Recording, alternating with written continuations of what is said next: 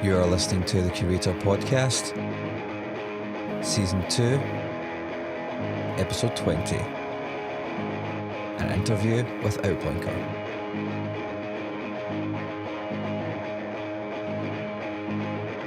This interview was recorded in Outblinker's van and the whole band was in there, so the sound is a little bit strange, but not in a bad way, but worth mentioning anyway.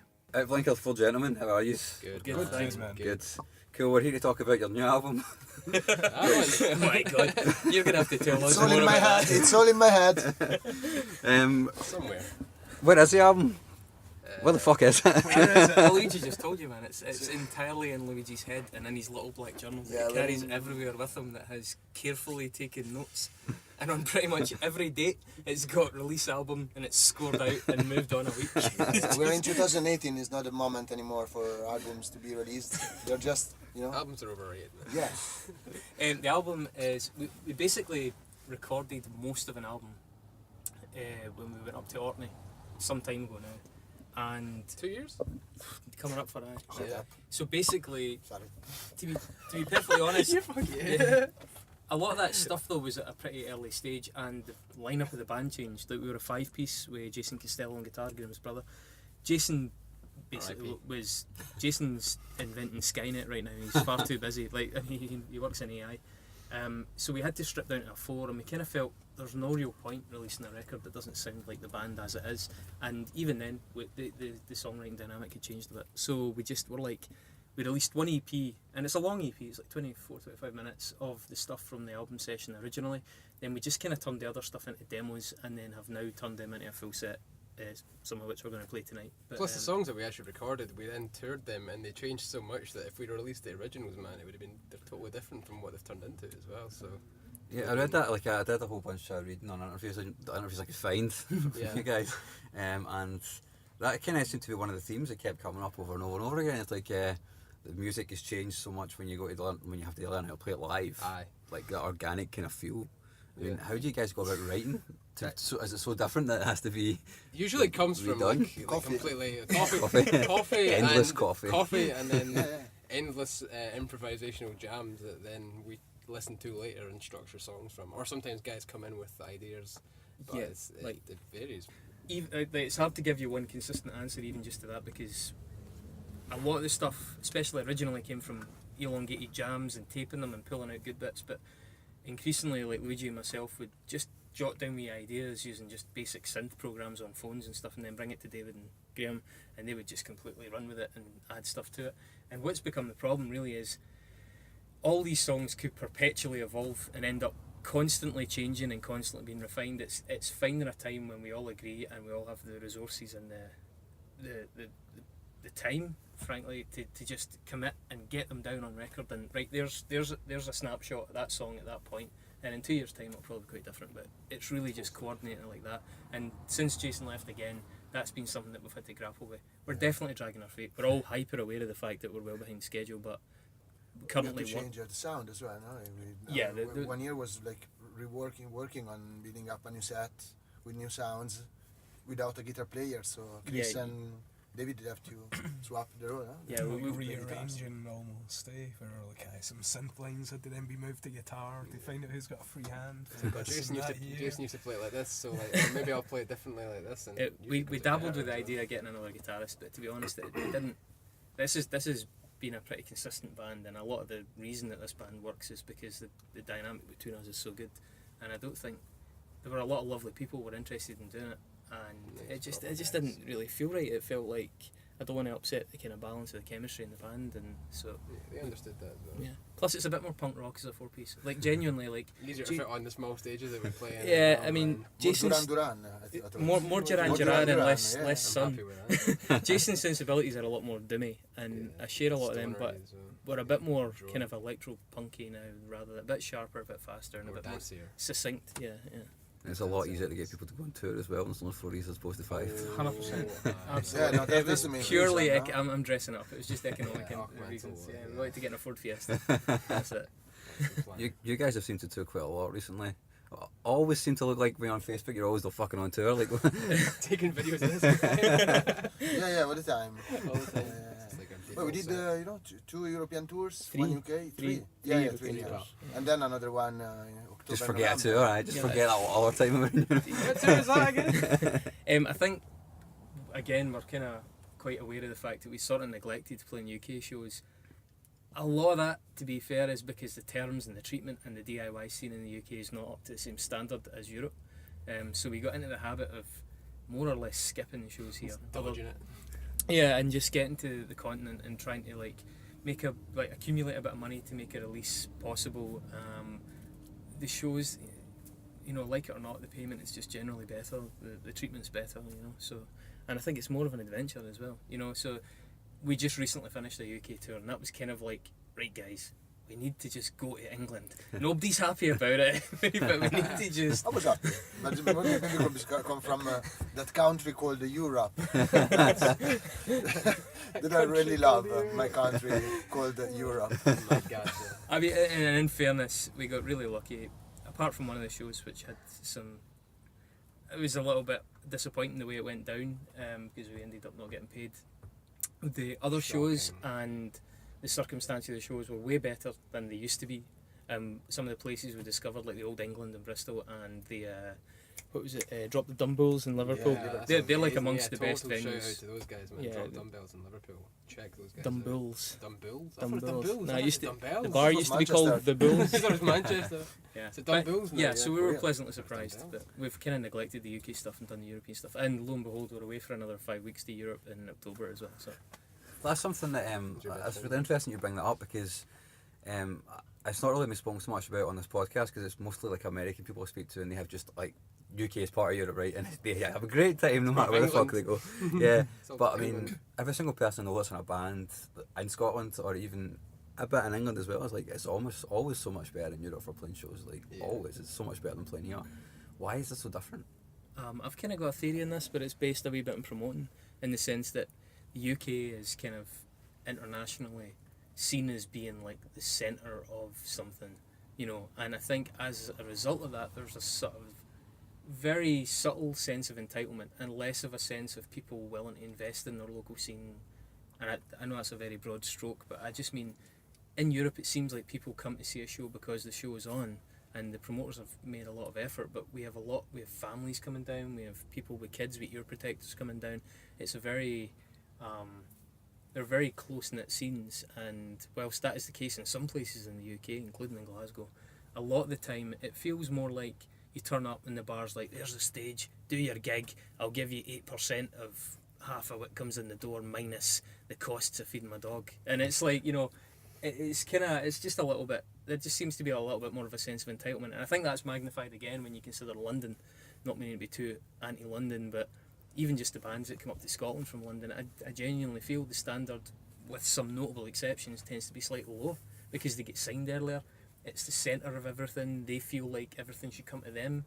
Subtly, I mean, these are like you only notice this over a long period of time, but it's been pretty consistent, I think, in my experience at least. So playing in the UK, it's harder to find these really enthusiastic spots and these groups of promoters, people like Win and Sperm in Glasgow and the people in Drop the Dumbbells in Liverpool, who are really into it for the love of it, and they pour their heart and soul into it, and go to the cash line to make sure bands get paid and things like that, which, as I said, certainly in our London show did not happen, where it's a busy show and we didn't get paid. So it's hard not to see that pattern forming, especially when you've done so many tours and you go to Europe and that's never happened. I definitely see also as like the cultural attitudes to music's different. As soon as you go over to Europe, you feel more like, almost like you're providing a service for everyone. Everyone's like, oh, the musicians have arrived, absolutely amazing, we'll cook you home cooked food and we'll pay you well and treat you amazingly, give you a great place to stay. And over in the UK you would think that would be the same, but it isn't, to be honest. I don't think it's maybe our experiences anyway. It's maybe worth saying that we do speak to some of our friends in Europe, and they do remind us that we're kind of lucky to be working on certain scenes there, and there are many places in Europe that don't treat you as well as that. And there are many incidents, especially in places like Paris, where bands don't get paid and things like that. They do remind us, don't over romanticise it, but it has just been our overall impression, Get treated better. The friends that I've had as well, apart from the London situation, which apparently is very hard for most bands unless you're really big and signed or you're signed to get a guarantee anyway, which Absolutely, obscene for one of the richest cities in the world. And for one of the hardest cities to not only get to but get into. Yeah. Like getting into London, people forget, like you get to the outskirts of London, yeah, it's not that bad. To get the into journey. it, yeah, it's half the journey. And then you've got the constant threat of fines if you're driving, the constant difficulty parking, the constant, you know, it's a very stressful experience playing in London, unless, like you said, you're of a certain level. But I mean, playing in Europe as well is something, I mean, hopefully if people in other younger bands who've maybe not played in Europe would hear this, and like, it's a thing you would only know through experience, like of being in bands before and of having done it in the past, to know that, hang on, there's a better life out there for bands, and it's just over there. Even then, going there can sometimes impact positively on your reception at home, because people see you playing out there and they're like, oh, these people are being serious about this. They're not just, you know, they're not just dossing about and playing to their pals. They're actually taking a risk, and then when you come back to the UK, you do pick up the odd slightly better show, you know, because people have seen you playing X venue that they've, you know, there is a benefit from it from a kind of business point of view in terms of your UK shows as well. So was that a goal when you started out then? Was it to get out there straight away? Our first show wasn't even in Bristol. Glasgow, it was in Bristol. Our first ever show was in With Bristol. this band, absolutely. For me, I've been playing since like 2000. I started like Dead American with my friends, and we played for about 7 or 8 years minimum before we went to Europe. And our first European experience was bittersweet because we got trapped in Prague for 4 days. But that was kind of breaking the seal on going to Europe. And then when me and David did Hey Enemy, we made it like a priority to try and go to Europe as often as possible. And so we really started focusing on that and built up a lot of contacts with those bands. That's really helped this band as well. Likewise with Luigi and Kabobo. And I think Young Philly, if you guys had stuck at it, that's a natural place for you. But yeah, it didn't. But you don't drive. Dead and American, for example, spent years playing in the UK, and we certainly had our fair share of frustrating grey M6 traffic jams. You know? And that's the part, I guess that's just something like I said, experience. It all comes back down on that, doesn't it? Yeah. So I'm also kind of wondering that when it comes to like the formation of the band now and the way that music has changed, I mean, is that something that you were expecting to happen when things changed, that it was when you had somebody leave? Is that something you were expecting to happen? Well, the sound different. Yeah, when Jason left, he had so much of a sound already that he brought to the band, and we knew that we could never recreate his sound, so we thought of trying adding different ways of communicating different music. So when David and Chris play guitar, it immediately sounds different, so we know we can't replace Jason, so we'll go somewhere, another direction. We do try to look like we're not having fun, so it's like Jason is there, but we can't copy the sound. No, we just once it happened naturally. We bought new equipment, you know, lots of new synthesizers. We changed the setup. We improved the sound. So we got new amplifiers. We found a way to kick a member out, just buy new gear. Yeah. I don't know. The palette of Buy a colors Jason changed. You know, like we have more frequency modulation synthesizers. We have like virtual analog synths, ultra amplifiers. I don't know. We got sequencers as well. So some songs have like this kind of patterns. So they're more electro. So we just worked out everything. I think as well, like, see, based on what Luigi's saying as well, like, because we wanted to do everything without laptops, that was the really simple premise of the band. It was like, how can we make like electronic music to some extent without any laptops on the stage, because the lack of performance in that sometimes drives me nuts. Don't get me wrong, there's a lot of skill involved in it, but sometimes I just want to see everything being ripped from zero. And it's like, and therefore, you know, the potential for everything to fall apart to zero, you know, and it's that edginess with music that makes it exciting and unpredictable. But when we did the recordings in Orkney with Ben, and then working with Ben in the production, Ben obviously has done Fuck Buttons and Black Mass, and even just, it sounds really simple, but the frequencies he made us aware of that we were ignoring in our music had a big impact on the equipment that we had. And we went back, and we're friends with Ben, and he kind of gave us a bit of advice, and just some of the stuff we started replacing, it was to get a better spread of tones and really try and invest in the quality of the sounds that were coming out, because I don't mean like we half-assed it. We made a lot with very little to start with, but it was on us to gradually improve that. You know, otherwise we'd have kind of got trapped in it, stuck in a rut of just playing droney stuff forever. So Ben's experience and producing with him really made us realise, you know, for example, we need to start filling this frequency because we're just neglecting it. We need to do this, we need to do this, and that's kind of made it more professional as well. It gave us a little bit of like another dimension to how we examine a song and how it's coming together. That sounds really boring. So it's like incredibly we behind the music. I think it's sound on sound kind of interview. But I think it's really interesting because like if things like that, if certain frequencies are missing, you're going to naturally not notice that when you're playing live. Yeah, you know, because it's the volume tends to mask it. But see, when you get the stuff on record and turn the volume down, you're like, what is this lacking? Yeah. And sometimes it takes that second opinion, third opinion, that fresh set of ears to go, guys, there's nothing there. Like, there's a big space there. Why are you ignoring that? And you're like, I suppose it's always been so loud. I've never really thought about that, you know. And that is kind of the difference, you know. And it's nice to be able to bounce that off people. And that did affect the stuff we stepped by. And I know Luigi's choking to start talking about synths. So. No, he's talked already enough. Is it Dark Matter? Is that the new one? Dark Energy too. Dark Energy too. The one is better, they say, but fucking hell, it costs much more. And so it was like adding in more synths and kind of stuff like that. I suppose that was an attempt to fill those frequencies live as well. So it must sound more devastating now when you play when all that range is filled. Yeah, I think when it gets heavy, it's a much more thick and even spread. It's not any louder, but it's certainly more saturated. But I would say probably also though in balance, because there's one of us that used to play synths is now playing guitar. There's actually less synths. It's just a better arrangement. Yeah. Yeah. So there's 4 people, often with one guitar. So it's really 2 synth players most of the time now, as opposed to 3, which in hindsight was maybe slightly overkill anyway. But no chance. But yeah, so I think we've just got better at kind of filling that. So I mean, yeah. Hopefully it's certainly no louder, but hopefully we've got a better idea, just a slightly more grown-up idea of how to utilise the frequencies so that things are heavy without just being loud. Yeah. I really like. I don't know, when I hear you guys talking about it, for me, it's like I find it really interesting because it's like using all the tools that you can find in your art and the sonic arsenal to enhance your creativity, which seems to very much be the way that you guys are. Oh, I mean, we've got bits in songs that Luigi literally during the song sellotapes down a key to fill a frequency and starts playing a completely different set of keyboards. It's like there's nothing wasted. Yeah. Also, it's not really about the gears. No, they're like the cool thing of synthesizers is that you can somehow, like if a synth breaks, you can just replace it with another one. Like it happened to us. I don't know. It's I turned up at a gig recently without one of the key bits of equipment. Dave had a rendezvous in a park.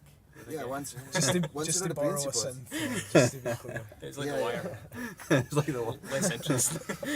More electronic sounding. More middle class, yeah. Which is always good. Who wants to be poor? Well, you're in a band, you can't be rich. It just doesn't happen. So Luigi's got a palace in Bruffa. Yeah, Palace in Bruffa. And there's a recording studio in George Square. Palace in Bruffa recording studio in George Square, but we're trying to hide it for credibility points. Both in Port Dundas is the next. Port Dundas is not a port, it's just an area. No, Port Dundas. There's no port. Keep talking, just, man. Keep talking.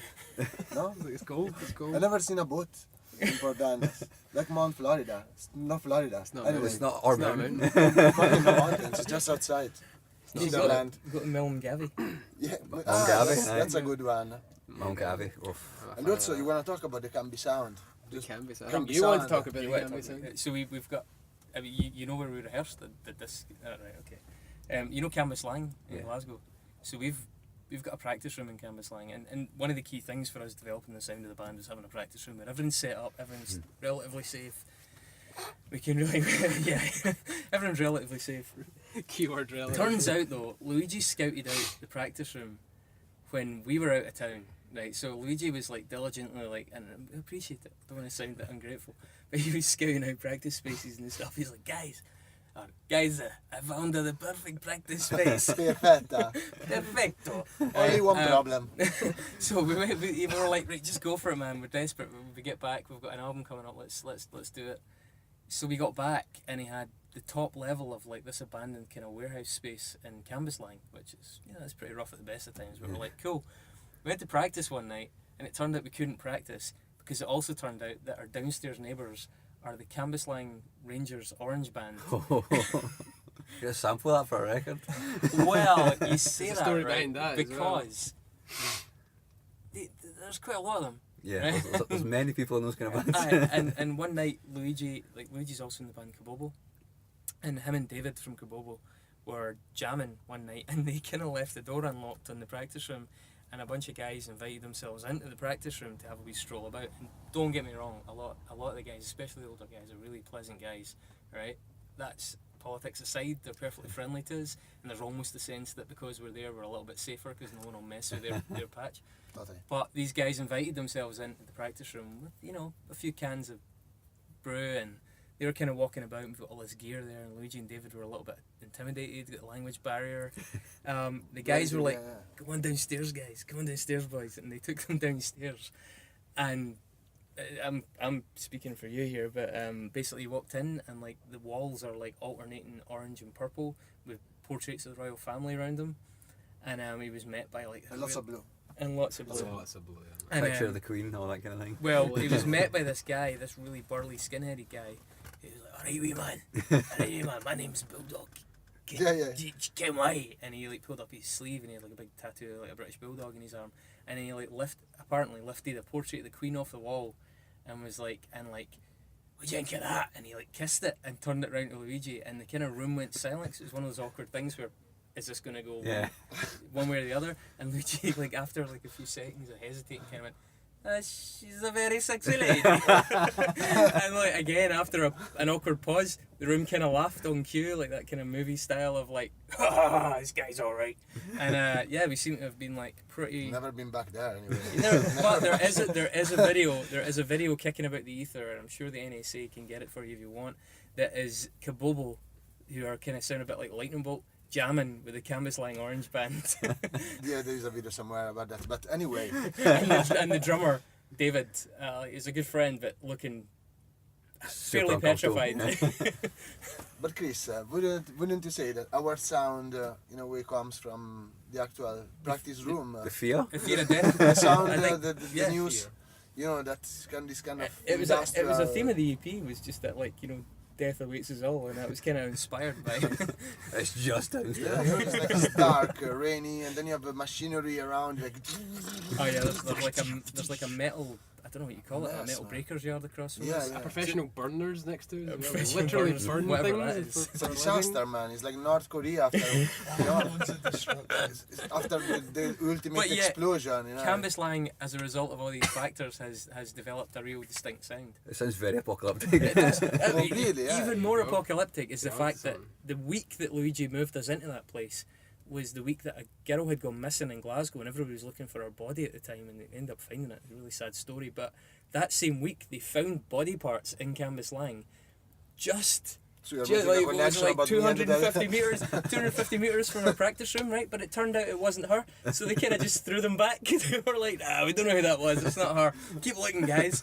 And then no one's really spoken about it since, and I looked her up to see if I'd imagined it, and it was there. It was like body parts found, don't know who it is, it's just Canvas Lying, doesn't matter. And it's like so Let's carry on. that's the Canby sound. That is there's a distinct Canby sound. I mean, the guys like Billy Gunn and those guys, they're technically Canby sound as Yeah, well. well, they're higher Cambi. They're upper Canby. Yeah, upper Cambi. And we're in a down Cambi. And also, yeah, downtown Cambi. You know, there's like, Yeah. you know, it's like the environment is that, so the music we do is not like samba. I would never play samba, you know? I quite like samba, man. Yeah, I don't know why you talk about making people dance, and lots of people dance, but I want to make people feel like burned alive.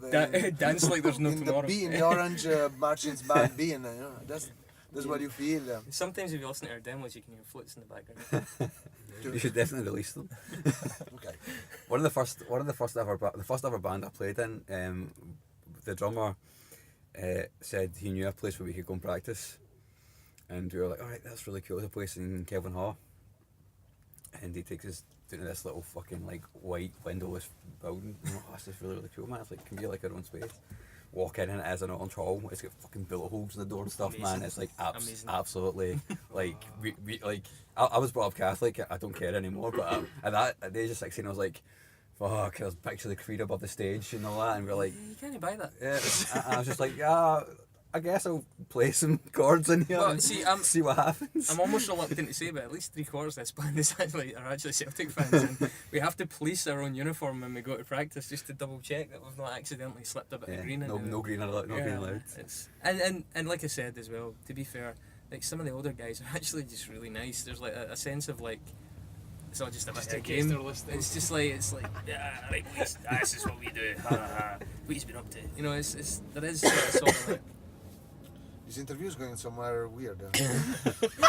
They always do. We're gonna have to change names and places. It was better when I wasn't speaking at all and just watching with the skin.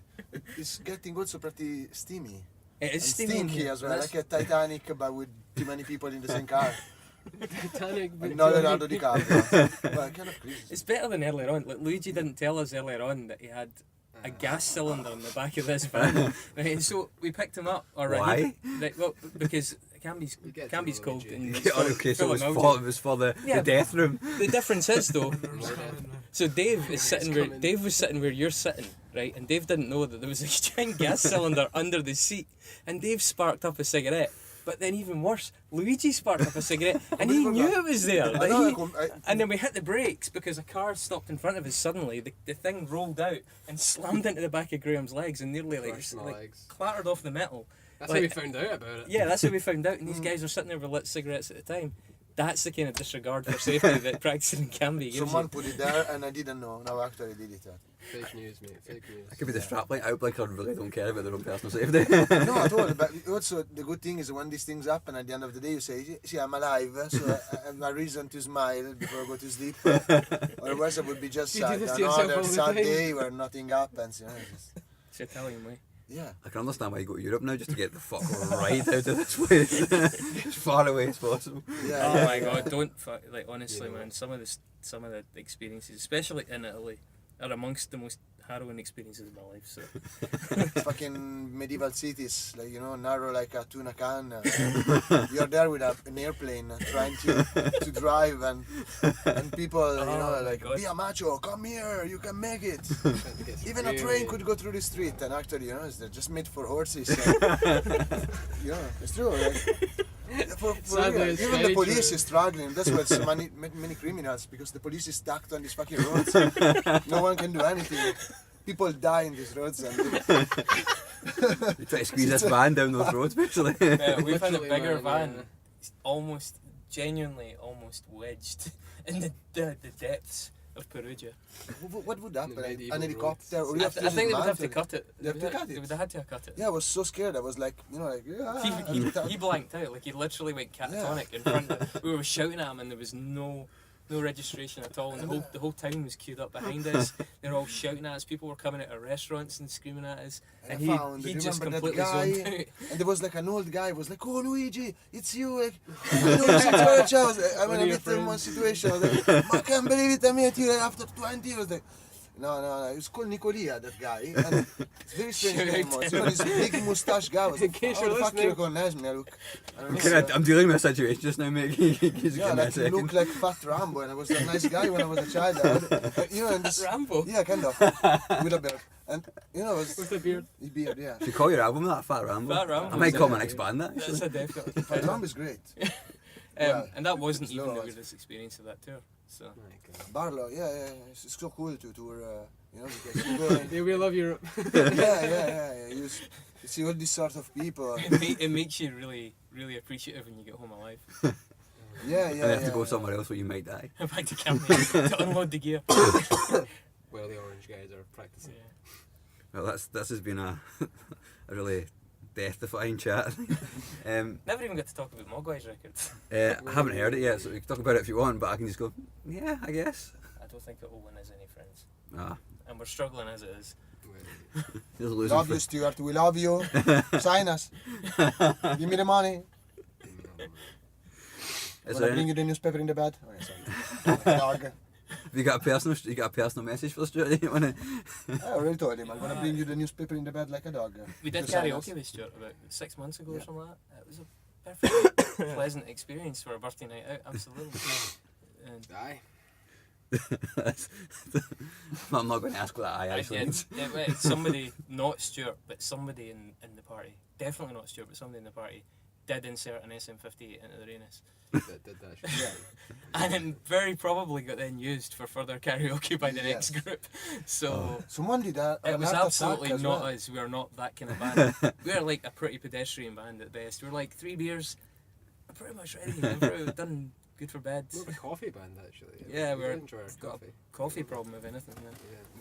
Well, is there anything else I've got to wrap it up? Is there anything? Just wanted to tell you someone had an heart attack in that party, in the karaoke team. Oh, the guy Yeah, said kind of, he but didn't it was have a a panic heart attack. attack. No. He had a panic attack. Panic He was having attack. a heart attack and that made it worse. Oh, they're not good. I mean, honestly, there's a lot of stuff. We once stayed at a place in that last tour where the guy had to drill the door open, and it was very much like it was in a right-wing city in France that everybody was like, "Why did you play there? It's really dodgy." And 2 tours ago, didn't we? was that 2 tours ago? 2 tours ago. Yeah, that was super weird. We The talked about guy Frasier, had written and directed the musical that was about a goblin that was taking over the earth, and he played like Rick Wakeman-esque. We can no. We could do a podcast, one podcast alone. Just That's about one that gig. It's one. Yeah, it's a rabbit hole, man. We can't get into this. There was a goblin as well in the venue, but for a real. Yeah, really. Real There were goblin. mannequins. There were But for real. not rabbits joking. for vegans. I have it on video. That one show did take That years fucking of life, nearly but it broke gave us a us, lot. man. That nearly fucking Feel broke free us. to get man. back to us on that one, man. We'll work it. We'll work it out. Christ. There definitely should be a memoir coming sometime soon. Like. honestly, that tour alone had at least 4 really good stories on it. Really good stories. That's one of them. It would take too long to tell you. I think It's a they're gonna teaser. be With a teaser for the next one. Is there anything else you guys want to say or you want to add before I finish? We will eventually record an album, we promise. Well, we booked the studio. We booked the days, yeah. Oh, we've got a single. Like Yeah, we've for got the a single. tour in October, we're doing a single. It's a split single with a band called Kabobo, who are going to get thrown out of the UK as soon as Brexit can reach. Very soon. Hashtag Brexit. But yeah, we're going to do a single, a song called Kirk Cadell, which was named by Jason, the guitarist that used to be in the band. And it's going to be in vinyl, and we're doing it with Gold Mold. Yeah. And yeah, pretty chuffed about that. And then, like, honestly, the next thing after that is going to be the record. The record's written. We just need to find the time in the schedule to do it. Yeah, we're gonna do it. December. Yeah, absolutely. All the songs we're going to record as well, we've toured them so much that they're like, so ready to be recorded, and they're the kind of best versions of themselves. Are you sick of them yet? 2 tours ago. Yeah. Near that. No, A couple of them. it's a just Couple player. of them. A couple of them. I'm just jaded. Yeah. I'm just a jaded musician. Give me a joint, give me a synth, Guys, we're more gonna be than so. You just trade them all in. Get new equipment. just play, yeah, just Just a replace us laptop. with more like equipment. Yeah. I'll be a drum machine soon. I miss Jason. Yeah. I miss his stoicism R.I.P. and his reliability and his punctuality. He was so punctual. He was so punctual. He would have killed That's me all probably the the time. last thing we can say about it, I think. Yeah. Fair enough. Gentlemen, it's been a total pleasure. Thanks, Yes, man. man. Thank you very much.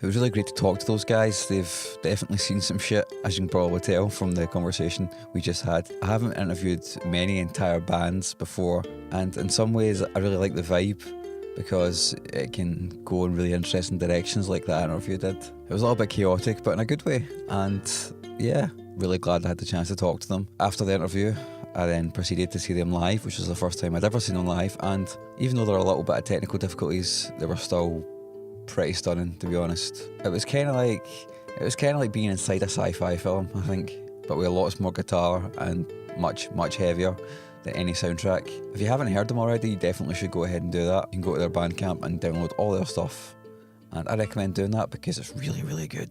That's all for this episode. Thank you very much for listening. If you could take a wee second to give me a rating and review on Apple Podcasts, I would really appreciate that. And if you're a brand new listener to this podcast, please do subscribe to the podcast. You can do that by hitting the subscribe button in whatever podcasting app that you're currently using. I'm working on some new shows, not just interviews for this podcast, but also another couple of shows which might come out in the next few weeks. They might not. I suppose you'll find out in due course. But yeah, it's going to be a busy few weeks, so hopefully I can have another interview for you in 2 weeks. But if not, there'll be something in the feed for you anyway. And that's all for this episode. Thank you very much for listening once again. Until next time. Bye-bye.